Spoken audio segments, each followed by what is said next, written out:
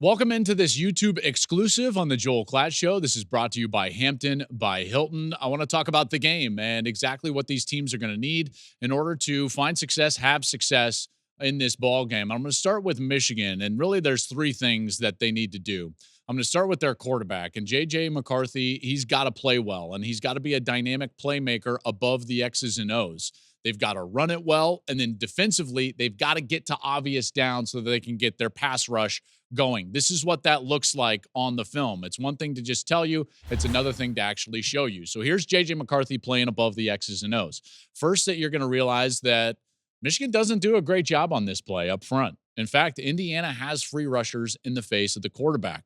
So then it's incumbent on the quarterback to go ahead and make them right. How can you make them right? Well, he escapes the pocket. There's the athleticism. But now it's the creativity and the playmaking ability. He's got the tight end, Colston Loveland, heading towards the sideline. He tells him, go deep. That puts the conflict on the defender of the tight end. Now that defender has a choice to make. Do I come defend JJ on the run and prevent the first down and leave the tight end?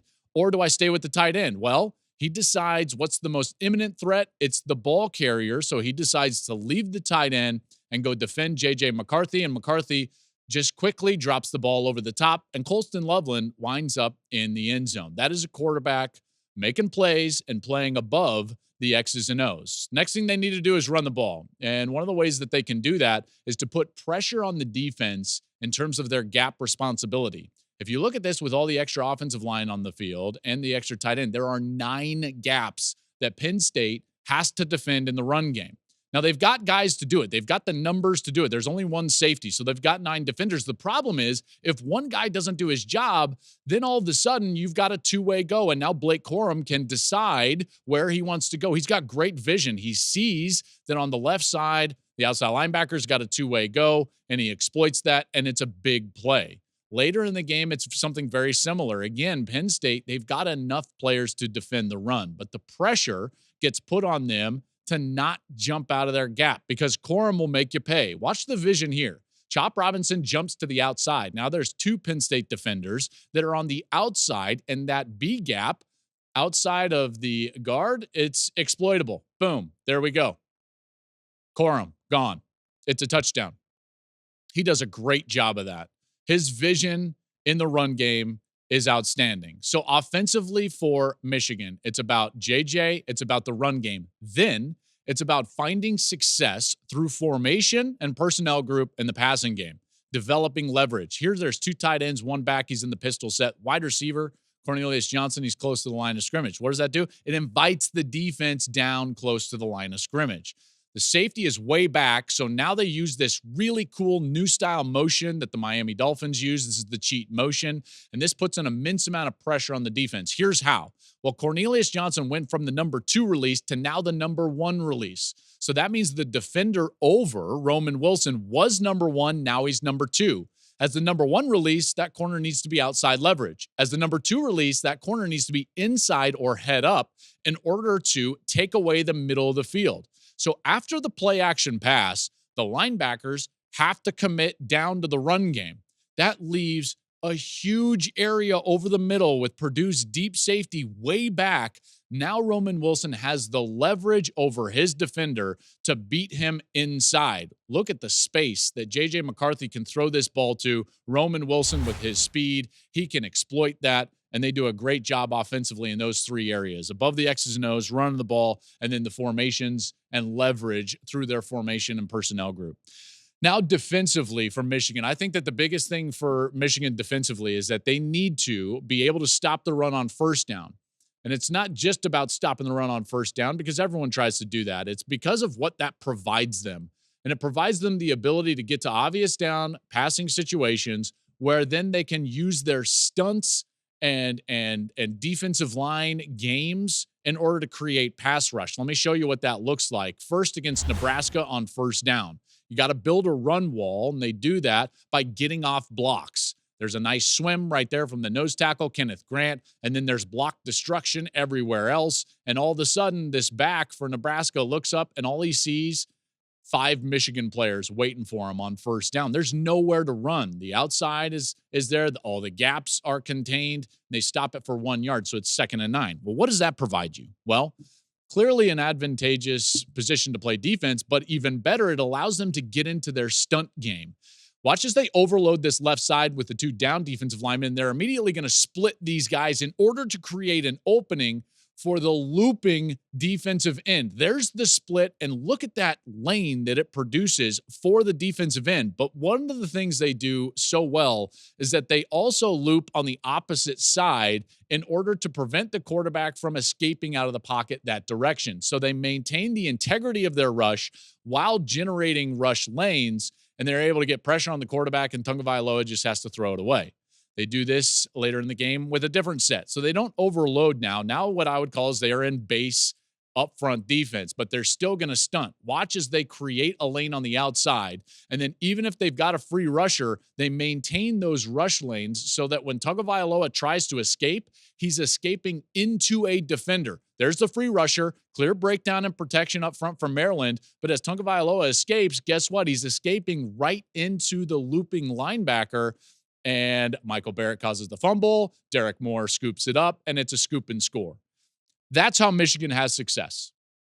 That's what they need to do against Ohio State. JJ's got to play well. They've got to run the football. They need to use that creativity in the offense to get Roman Wilson some touches in advantageous spots. And then on defense, win on first down. Get to obvious down so they can get to their stunt game and produce some pressure. There's a little blueprint for Michigan. Now, what does that blueprint look like for Ohio State?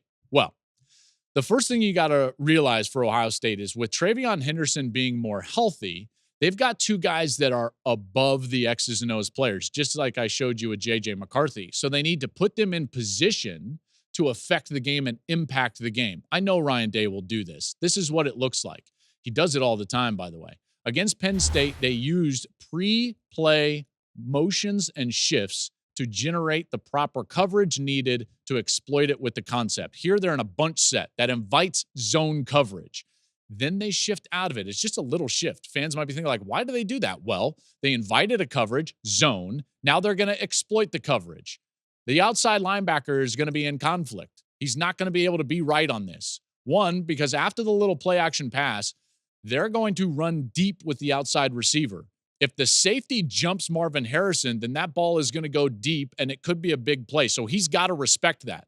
Well, as soon as he respects that, the outside linebacker is in conflict. He's got a running back underneath him and he's got Harrison over the top. And watch as Harrison turns and goes deep on a wheel route because that area is being cleared out by the go route on the outside. Beautiful job by Ohio State. Inviting a coverage, exploiting the coverage. Here they do it again. Now it's a wide set to start with. They invite man. It's third down. Okay, we want man coverage. And now reduce it down. Let's reduce it down and be in a bunch set so we can run mesh. Now mesh is better against man. Invite it, exploit it. Look at these two guys at the top, Cade Stover and Julian Fleming. They do a wonderful job. The tight end, the linebacker is trying to look up Marvin Harrison. They're trying to like banjo double team him. And Stover runs his defender right off of that middle linebacker, creates a pick, but not an offensive pass interference. Meanwhile, Fleming gets right in the way of the safety who could come crashing down to the opposite side. And they clear out the far side of the field with this wheel route, producing space. Look at all the space that Harrison has to operate in because they invited a coverage and then they exploit the coverage. And they do that with one of the best players in all of college football. So that's Harrison. Well, what about Henderson? How do you get him into the spots to affect the game, impact the game? Well, you got to get him to the second level. Minnesota does everything right on this play. Everything. Look at the linebackers. They scrape over. There's only one blocker in front of Henderson. There's two Gopher defenders. And yet, watch this dude make the linebacker miss. He gives him a little inside move and that little hesitation, a little dead leg, and then the jump cut outside. Boom. I mean, come on. That's just not right. That's a player going way above the design of the play. So the offensive line's got to get him into those positions where he can exploit the second and third level defenders. Here's another example. Emeka Ibuka, the wide receiver, does a great job blocking this outside linebacker, and now the safety is going to be the one that needs to make the play. He's the free defender. Watch Henderson do very much the same thing. He invites him inside. There's that little right leg, kind of dead leg, and then a bit of a jump cut outside. Now he splits the defender. Good block by Fleming, and he's gone. Travion Henderson is a problem for opposing defenses. He's healthy. He's explosive. The more times Ohio State can get him loose into the second and third level, the better for Ohio State. Okay, they've got to do that. So it's formation. It's targeting Harrison through unique formations and shifts. And then it's getting Henderson to the second level so where he can impact the game is really to the greatest degree possible.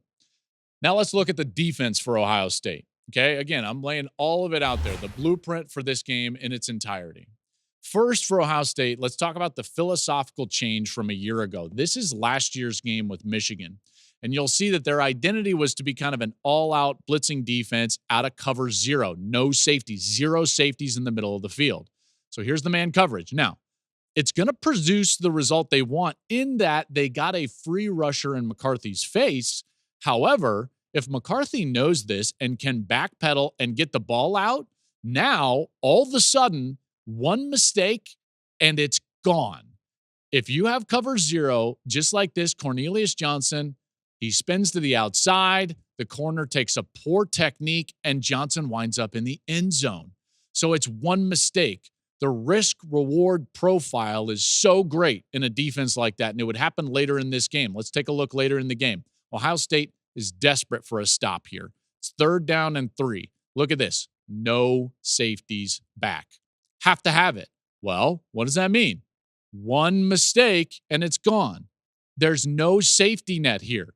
They blitz on this weak side, trying to fill all the gaps in the run, and they're going to bring the safety, who is a free rusher, on the outside.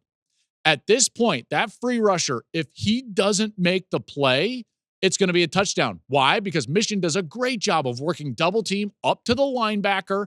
That's Zach Zinter. He works up to the linebacker, and they get him blocked. So if there's any hesitation, safety hesitates, doesn't make the tackle. He's the free defender, and everybody else is blocked. Michigan does a great job of this. When you make one mistake, if there's no safety net, they make you pay. And they did that last year time and time again. Has to change. So let's take a look at the philosophical change from Ohio State this year. How do you maintain your structure, maintain your philosophy, be aggressive, and yet play a little bit different risk-reward profile? Well, you're still going to blitz. It's still 3rd down. It's still going to be on that weak side. But guess what? Now I'm going to do it with a safety. Now, if there is a mistake up front, I still have a safety net. So even if I give up the 1st down, which happens, I can still make the tackle, force the offense to play another down, give myself more opportunities to go out and make plays. I think this is vital, and it's vital against Michigan this week. Here's another example and the final example. It's 3rd down and short. Ohio State has to decide, am I okay with a 1st down here or a touchdown? Well, you know what? Let's keep points off the scoreboard. So we maintain our aggressive identity. We're trying to get off the field. We're still going to blitz. It's the same blitz that we just ran previously in the game. We're trying to fill those gaps, but now we're going to do it with a safety net. And that safety being back there means that, okay, you can get a 1st down. We may have not played it perfectly up front, but guess what? This ain't ending in the paint, and it's not going to be a touchdown. And if they force Michigan to just drive the ball and be patient, and they don't get out of position and give up those big plays, that's going to be huge and highly beneficial for Ohio State during the course of that game. Long YouTube exclusive there, breaking down every aspect of this game. Share this with your friends. I hope you have a great Thanksgiving and a great Thanksgiving weekend. I can't wait to see you on Saturday at noon on Fox. It's the game, Michigan and Ohio State. Thank you for watching the Joel Klatt Show YouTube channel. And if you liked this clip, make sure to like it and subscribe to the channel, and you can stay up to date on all of my college football coverage.